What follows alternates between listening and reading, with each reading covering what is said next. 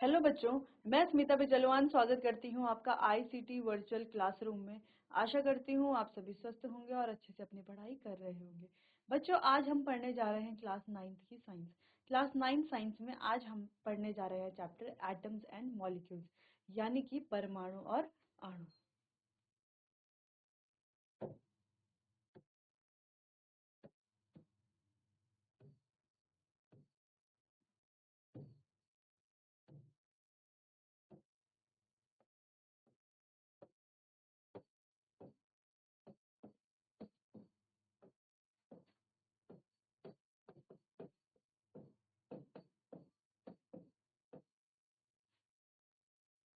ठीक, परमाणु और अणु के बारे में हम पढ़ने जा रहे हैं।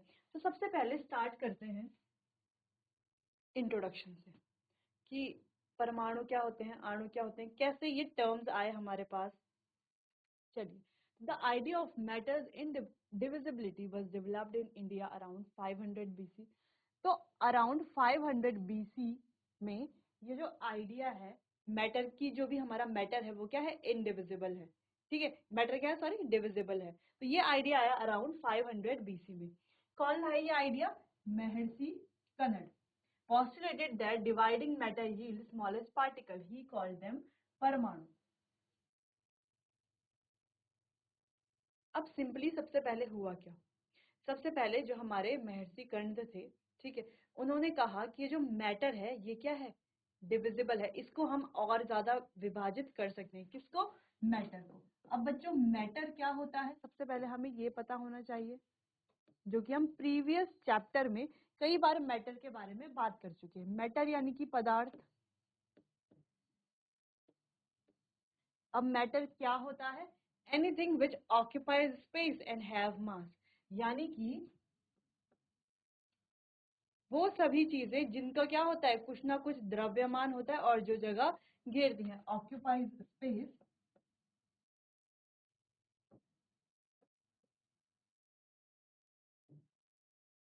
एंड हैव मास। ठीक है, यानी कि जो जगह घेरती है और जिनका कुछ ना कुछ द्रव्यमान होता है उसी को पदार्थ कहा जाता है। अब हम जानते हैं हमारे आसपास जितनी भी चीजें हैं सारी ही क्या है, पदार्थ है, सारी ही क्या है, मैटर है। ठीक, तो महर्षि कर्ण ने कहा कि ये जो मैटर है ये कैसा है, कैसा है, डिविजिबल है। डिविजिबल यानी कि इसको विभाजित किया जा सकता है। तो कोई भी मैटर की बात करें, अगर हम इस पेन की बात करें तो ये भी क्या है, एक मैटर है। मैटर क्यों है? क्योंकि ये देखो इसका द्रव्यमान है कुछ ना कुछ और ये इतनी जगह घेर रहा है। ठीक, तो ये मैटर है। अब उन्होंने कहा, क्या कहा कि जो मैटर है ये कैसा है, डिविजिबल है, इसको हम और भी विभाजित कर सकते हैं। तो इसको हम क्या करेंगे, विभाजित करेंगे करेंगे करेंगे, तो लास्ट में इसका जो स्मॉलेस्ट पार्ट होगा, जो स्मॉलेस्ट पार्ट होगा उसको क्या कहा उन्होंने, उसको उन्होंने कहा परमाणु। ठीक है, यानी कि जो सबसे छोटा पार्टिकल होगा जिसको और ज्यादा आगे डिवाइड नहीं किया जा सकता उसे क्या कहा जाएगा, परमाणु कहा जाएगा। अगर हम इसको इस एग्जांपल से समझे, इस पेन के द्वारा, अगर ये पेन हमारे पास है, ठीक है, इसको हम छोटे छोटे पार्ट में डिवाइड करें, फिर लास्ट में एक ऐसा पार्ट आएगा जिसको हम और आगे विभाजित नहीं कर पाएंगे, वही क्या कहलाया जाएगा, परमाणु कहलाया जाएगा। ठीक, Pakuda Katyayama elaborated this doctrine, started this particle combined to form various matters. तो इन्होंने बताया कि ये जो पार्टिकल्स है इनको कंबाइन करके जो है अलग अलग मैटर्स बनते हैं। ठीक, यानी कि हमारे पास लगभग इतना छोटा, मतलब सबसे छोटा जो पार्टिकल होता है किसी भी मैटर का वो क्या कहलाया जाता है, एटम, यानी कि सॉरी, वो क्या कहलाया जाता है, परमाणु कहलाया जाता है। ठीक, और इस परमाणु से मिलकर ही क्या बनते हैं, हमारे मैटर बनते हैं। ये परमाणु जब आपस में कंबाइन होते हैं तब जाकर के मैटर बनता है। ठीक, चलिए, अब हमने कहा कि हम इसे छोटे छोटे पार्टिकल्स में डिवाइड कर देंगे, लास्ट में ऐसा पार्टिकल आएगा जिसको हम और आगे डिवाइड नहीं कर पाएंगे, तो उसे क्या कहेंगे, परमाणु कहेंगे। ठीक, या तो हम ऐसे कहें, या तो हम कह सकते हैं कि वो सबसे छोटा परमाणु है, उसमें और ज्यादा परमाणु मिल करके क्या बनाते हैं, इस पेन को बनाते हैं, इस मैटर को बनाते हैं। पहली चीज यहाँ से क्लियर हुई कि यहाँ पर जो महर्षि कर्ण थे उन्होंने कैसे जो है ये कॉन्सेप्ट लाया था कि मैटर जो है उसको डिवाइड किया जाता है और मैटर को जो है डिवाइड करके जो स्मॉलेस्ट पार्टिकल होता है उसको क्या कहा जाता है, परमाणु कहा जाता है। ठीक, इतनी बात समझ में आई। चलो, तो इतना आप इंट्रोडक्शन नोट कर लीजिए बच्चों, फिर आगे बढ़ते हैं। चलिए, तो महर्षि कर्ण के बाद आए हमारे कुछ ग्रीक फिलोसोफर्स जिसमें थे डेमोक्रिटस और ल्यूसिपस। तो डेमोक्रिटस और ल्यूसिपस ने क्या सजेस्ट किया? Suggest that matter can be divided into indivisible particles. Matter को जो है इनडिविजिबल पार्टिकल में डिवाइड किया जाएगा, है ना, पार्टिकल को इनडिविजिबल पार्टिकल में डिवाइड किया जाएगा मैटर को। Call them atoms meaning indivisible, और उनको उन्होंने क्या कहा? एटम्स कहा। ठीक है, हिंदी में जो हमारे महर्षि कर्ण थे उन्होंने क्या कहा था? उसे परमाणु कहा था। ठीक, सिंपल। चलिए, तो इन्होंने कहा कि जो मैटर का जो स्मॉलेस्ट यूनिट होगी, ठीक है, उसे क्या कहा जाएगा? एटम कहा जाएगा। The idea were philosophical with little experimental evidence. By the end of 18th century, scientists distinguished between element and compound। 18th century के end तक साइंटिस्ट ने एलिमेंट और कंपाउंड में डिस्टिंग्विश कर लिया था। Antoine L Lavoisier laid the foundation of chemical sciences by establishing two important laws of combination। फिर यहाँ से इन्होंने एंटनी एल लेवियोजर ने दिए थे लॉज ऑफ केमिकल कॉम्बिनेशन। अब लॉज ऑफ केमिकल कॉम्बिनेशन क्या है वो हम आगे पढ़ेंगे, उससे पहले जान लेते हैं कि क्या हुआ। सबसे पहले आए महर्षि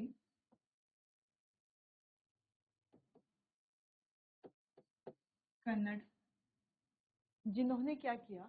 जिन्होंने कहा कि मैटर को क्या है आगे डिवाइड किया जा सकता है, विभाजित किया जा सकता है, और जो उसका स्मॉलेस्ट पार्ट होगा उसे क्या कहा जाएगा? परमाणु कहा जाएगा। ठीक, और इन्हीं परमाणुओं से मिलकर के कोई भी मैटर बनता है। जो परमाणु है इनसे ही मिलकर के कोई भी मैटर यानी कि कोई भी पदार्थ बनता है। फिर हमारे ग्रीक फिलोसोफर्स आए डेमोक्रिटस और ल्यूसिपस। उन्होंने भी सजेस्ट किया कि जो मैटर है उसको डिवाइड किया जा सकता है। कब तक डिवाइड किया जा सकता है? जब तक हमें वहां पर इनडिविजिबल पार्टिकल ना मिले। ठीक है, कोई भी मैटर है, अगर हम इसी की बात करते हैं तो इसको डिवाइड किया जाएगा, तब तक डिवाइड किया जाएगा जब तक हमको वो पार्टिकल ना मिल जाए जिसको आगे और हम विभाजित नहीं कर सकते। ठीक है, यानी कि इनडिविजिबल पार्टिकल। तो उनके अकॉर्डिंग इस परमाणु को क्या कहा जा रहा था? एटम कहा जा रहा था। और ये एटम क्या है? इनडिविजिबल पार्टिकल है। इनडिविजिबल पार्टिकल, इनडिविजिबल पार्टिकल यानी कि इसको और आगे डिवाइड यानी कि विभाजित नहीं किया जा सकता।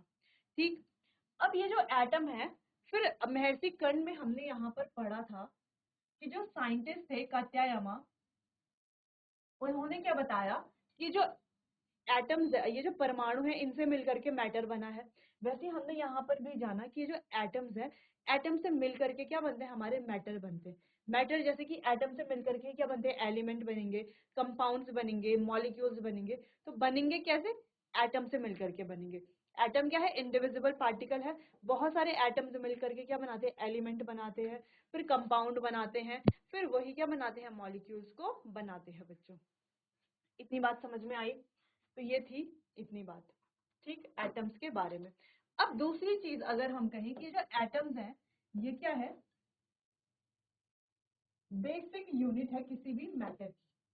ठीक है, अगर हम कहें कि बेसिक यूनिट क्या है मैटर की, किसी भी पदार्थ की बेसिक यूनिट क्या है? वो है एटम। क्या है? एटम। अब एटम होता क्या है? अब एटम को हम कह सकते हैं कि ये बेसिक बिल्डिंग ब्लॉक है किसी भी मैटर की। क्या है? ये एक बेसिक बिल्डिंग ब्लॉक।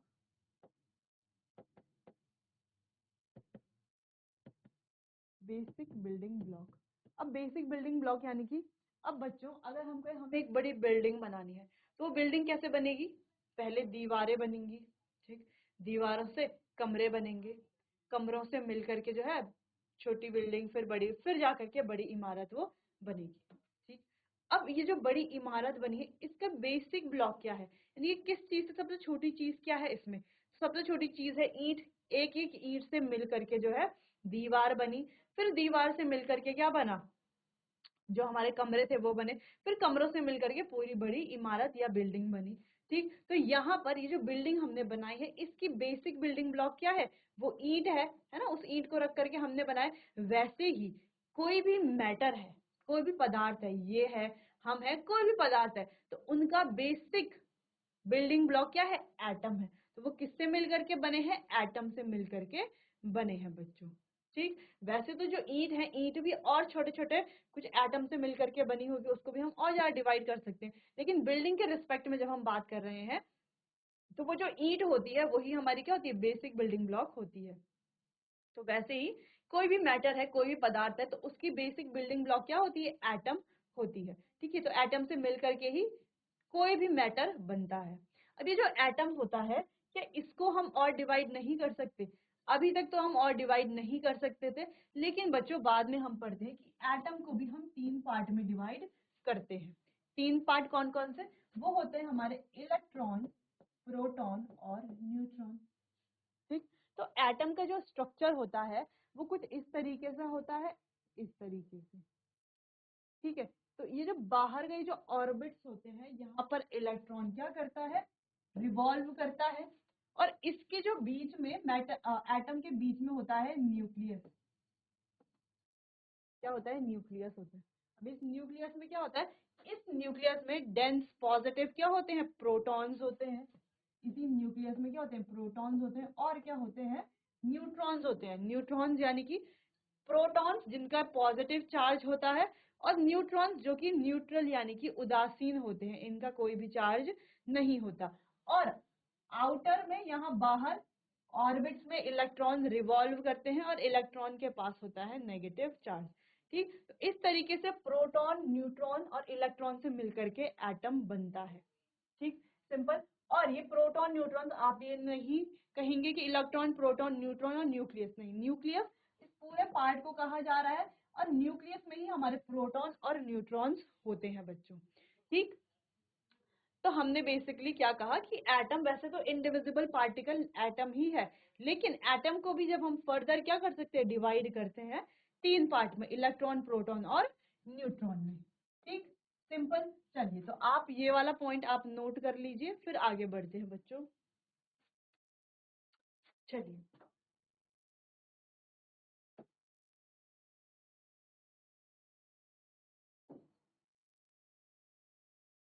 तो यहाँ पर हमने 2-3 चीजें पढ़ी। सबसे पहले हमने पढ़ा कि एटम जो है वो क्या है, बेसिक बिल्डिंग ब्लॉक है। एटम से मिलकर के हमारे एलिमेंट, कंपाउंड ये सब बनते हैं, या कोई भी मैटर जो है वो एटम से मिलकर के बनता है।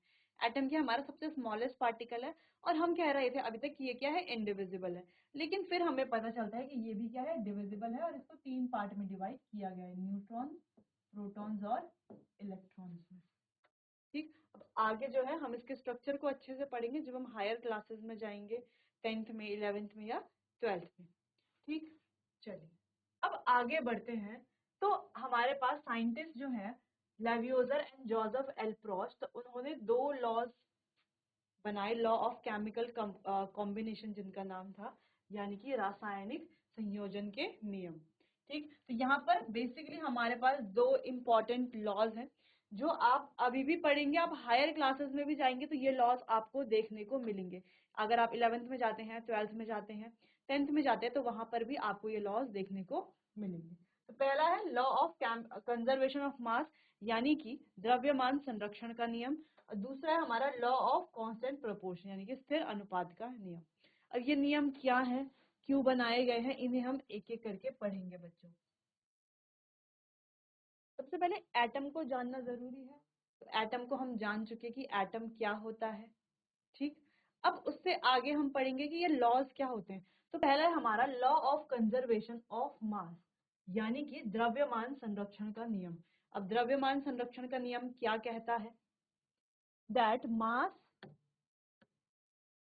states that mass can neither be created nor destroyed in a chemical reaction, यानी कि किसी भी रासायनिक अभिक्रिया में मास ना तो क्रिएट किया जा सकता है, ना तो यानी कि उत्पन्न किया जा सकता है, और ना ही नष्ट किया जा सकता है। ठीक, किसी भी रिएक्शन में या रासायनिक अभिक्रिया में जो मास है वो ना तो कभी नष्ट किया जा सकता है, ना ही उत्पन्न किया जा सकता है। ठीक, total mass of reactant before the reaction is equal to the total mass of the product after the reaction, यानी कि टोटल मास ऑफ रिएक्टेंट का टोटल मास अभिक्रिया से पहले, before the reaction, is equal to the total mass of product after the reaction.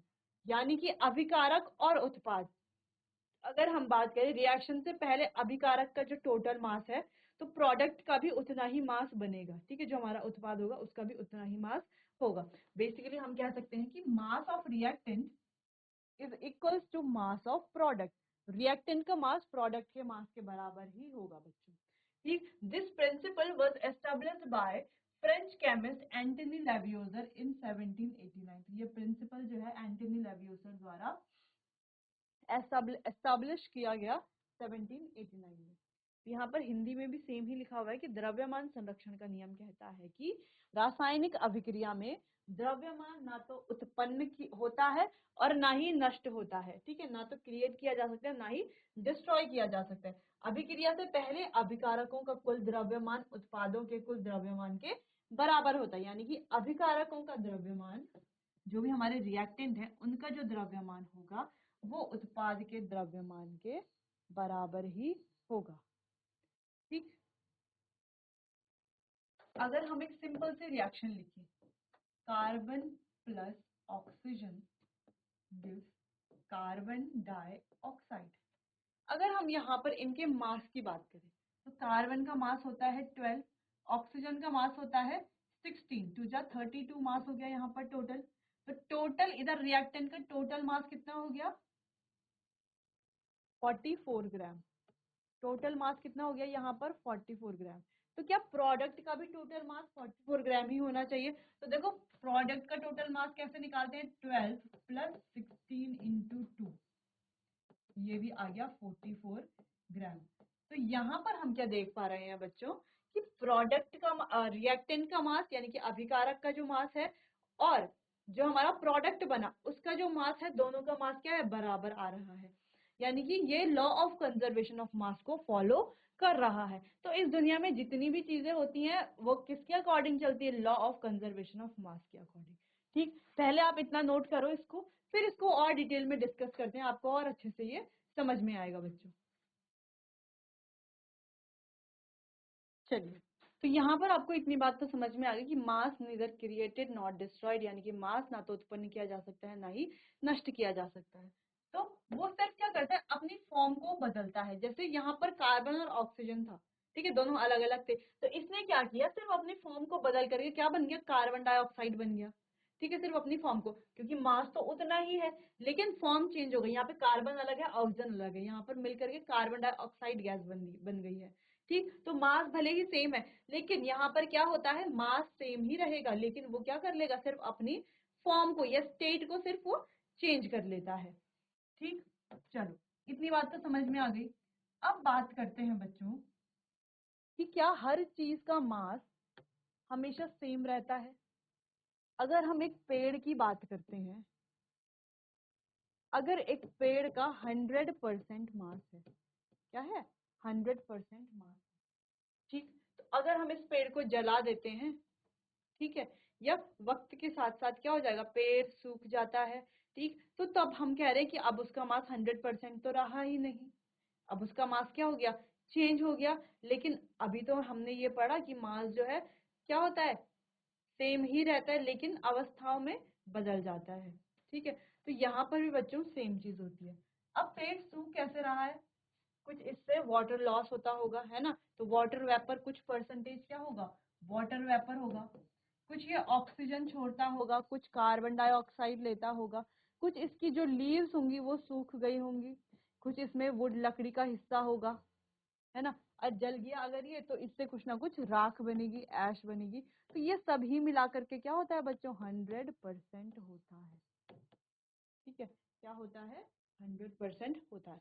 तो कोई भी चीज है वो बस क्या करती है, जो उसकी एनर्जी होती है उसको चेंज कर लेती है। जैसे ये ट्री है तो इसका मास कितना है, 100% है, अभी भी इसका मास 100% ही है, हमेशा इसका मास 100% ही रहेगा। लेकिन कैसे रहेगा, हो सकता है कुछ मास क्या हो इसमें, जैसे कुछ पत्तियां हैं वो सूख करके नीचे गिर गए, लेकिन गिरी कहाँ, गिरी तो हमारी धरती पर ही गिरी। तो क्या हुआ, सिर्फ इसकी जो फॉर्म थी वो चेंज हो गई, जो एनर्जी की फॉर्म है वो इसने चेंज कर दी। हो सकता है ट्री के पास अब इतनी एनर्जी नहीं हो लेकिन कुछ एनर्जी पत्तियों में है, कुछ एनर्जी लकड़ी में है, कुछ इसकी राख में है, ठीक। अगर हम बात करते हैं कोई लकड़ी है, ठीक है, एक सिंपल सी बात करते हैं कि कोई लकड़ी का टुकड़ा हमारे पास है, ठीक है, कोई लकड़ी का, इस तरीके से लकड़ी का टुकड़ा हमारे पास है, इसका क्या है 100% मास है। फिर हमने इसे क्या कर लिया, बर्न कर दिया, जला दिया। अब हम देख रहे हैं यहाँ पर क्या सिर्फ राख हमें दिख रही है, ऐश यानी कि राख हमें दिख रही है।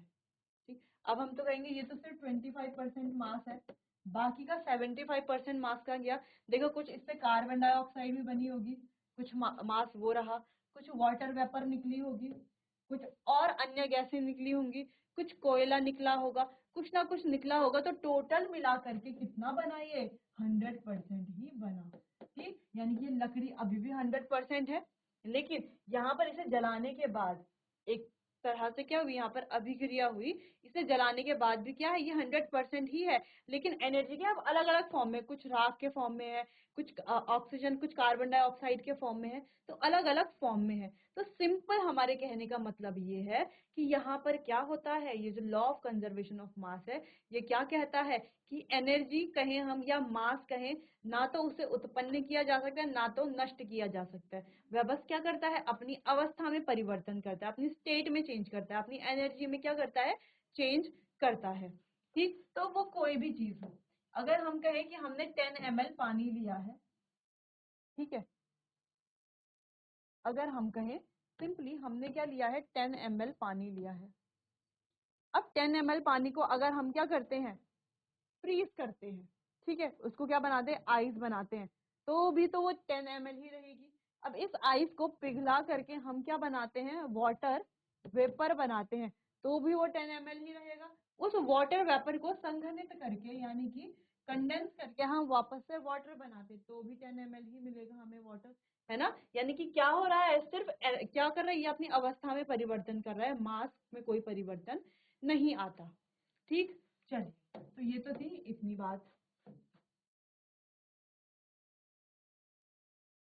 तो अब आपको ये जो नियम है ये आपको नोट कर लेना है बच्चों, और एग्जाम्पल भी आप चाहें तो साथ में नोट कर सकते हैं।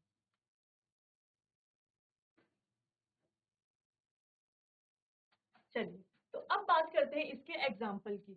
When 10 gram of calcium carbonate is heated, it decomposes into, जब हम 10 ग्राम ऑफ कैल्शियम कार्बोनेट को क्या करते हैं, हीट करते हैं, तो ये डिकम्पोज होता है किसमें, कैल्शियम ऑक्साइड, जो कितना है सॉरी, जो कितना है 5.6 gram and 4.4 gram of carbon dioxide, the total mass before and after the reaction remaining 10 gram demonstrating the law. अब देखो सिंपल क्या हुआ, हमारे पास था कैल्शियम कार्बोनेट CaCO3 कितना ग्राम, 10 ग्राम, फिर इसको डिकम्पोज किया तो बना CaO, calcium oxide plus carbon dioxide, कितना कैल्शियम ऑक्साइड 5.6 और कितना कार्बन डाइऑक्साइड 4.4, टोटल मिला के देखो कैल्शियम कार्बोनेट कितना है 10 ग्राम, और डिकम्पोज होकर के भी कितना बन रहा है 5.6 प्लस 4.4, टोटल कितना हो गया 10 ग्राम। यानी कि रिएक्शन के पहले भी 10 ग्राम ही था, रिएक्शन के बाद भी 10 ग्राम था, यानी कि उत्पाद भी सॉरी जो हमारा अभिकारक है वो भी 10 ग्राम है, और जो हमारा क्या है प्रोडक्ट है वो भी क्या है 10 ग्राम है। तो ये पूरे लॉ को डेमोन्स्ट्रेट करता है कि जो लॉ है उसमें क्या हो रहा है कि मास ना तो क्रिएट हो रहा है ना ही डिस्ट्रॉय हो रहा है। अब देखो यहाँ पे कोई ऐसा नहीं कि 10 ग्राम से जो है ये 11 ग्राम बन गया हो, ऐसा तो नहीं, ना ही ऐसा है कि 10 ग्राम से 9 ग्राम बन रहा हो, है ना। मास ना तो क्या हुआ है क्रिएट हुआ है, कुछ नया और मास बन गया, ऐसा तो नहीं हुआ, और ना ही मास जो है नष्ट हुआ है, ऐसा भी नहीं हुआ कि है ना कुछ कम हो गया हो, ऐसा भी नहीं हुआ। वो क्या है सिर्फ 10 ग्राम था तो 10 ग्राम ही था, बस क्या हो गया स्टेट में चेंज हो गया, फॉर्म में चेंज हो गया। ठीक, चलिए, तो बच्चों आज हमने पढ़ा एटम्स के बारे में, एटम्स का इंट्रोडक्शन हमने लिया, बेसिक पॉइंट्स कुछ पढ़े हमने, फिर हमने लॉज ऑफ केमिकल कॉम्बिनेशन का पहला जो लॉ था, law of conservation of mass को हमने पढ़ा। तो आगे कंटिन्यू करेंगे हम अपने आने वाले अगले सेशन में, जहां पर हम और अच्छे से डिटेल में जो है लॉस को पढ़ेंगे और आगे चैप्टर को कंटिन्यू करेंगे। चलिए बच्चों, तो मिलते हैं अपने आने वाले अगले सेशन में, तब तक के लिए आपका बहुत बहुत धन्यवाद।